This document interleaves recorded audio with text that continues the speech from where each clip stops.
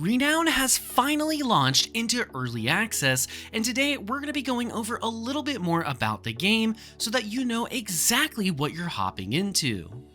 First and foremost, you need to know that this is an indie development team. The reason why this matters is because they are not using any publishers and are purely crowd-funded. So they are actually going to be releasing the game earlier than they would like, simply to hopefully generate enough income so that they can finish the game and get it into a state that everybody would be happy with. This is something honestly pretty honorable, as we don't see this from other developers nowadays.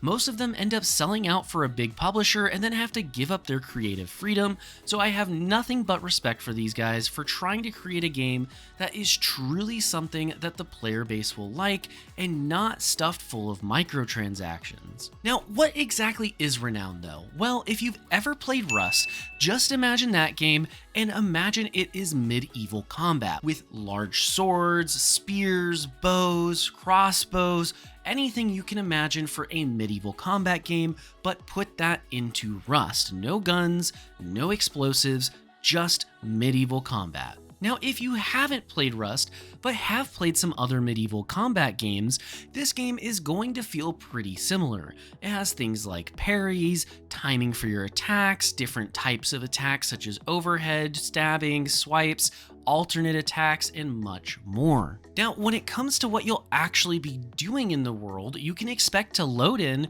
run around, try to gather some resources from a starting tutorial, and then build your first base. When you do build that first base, you'll be able to slowly progress through different research tiers that will eventually unlock the best equipment available in the game. In order to unlock that research though, you're going to need to collect something called gold, which can be found at different points of interest around the map. As you begin to collect it, this will work similar to scrap and rust again if you've played it, but this is essentially a currency that you can use to either A, buy items from a nearby town, or B, unlock different research blueprints so that you can make better weapons and armor.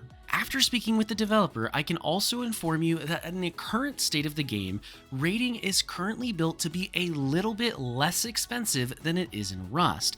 However, it is still a pretty high tier thing to do, and you won't be doing it right out the gate. They don't want people raiding each other on the very first day of the server unless they're somehow able to progress to the end game.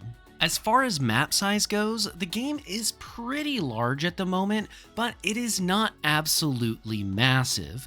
You will definitely be encountering other players if you're playing on a populated server, so PvP is something that is just simply going to be constantly happening. Thankfully though, since this is such a skill-based game and loot is so valuable, it does appear that they are going to have some kind of a practice mode available to players before they jump into the full world and have to start risking their loot with no experience. To be honest, we don't know if this will make it into the full early access build again, as it is something that we got to see in the beta build, but we'll have to see what the developers actually release with. Now, one of the big questions with PvP survival games is, are the servers going to wipe?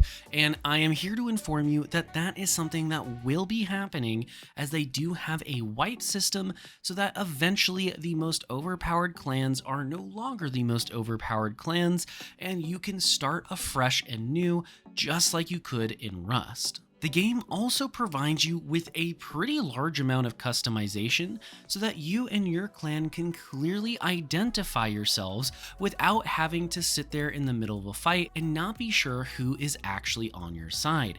It's actually one of the things I love most about this game when you do compare it to other similar games, because it is not something that they are charging you for, and instead is something that you just get immediately out the gate of the game. Now, the last thing I want to mention again for all of you today is that the game is currently being released in a before early access state. This is closer to a beta than it is early access, and the developers even made a whole video about it, which I highly recommend you go check out.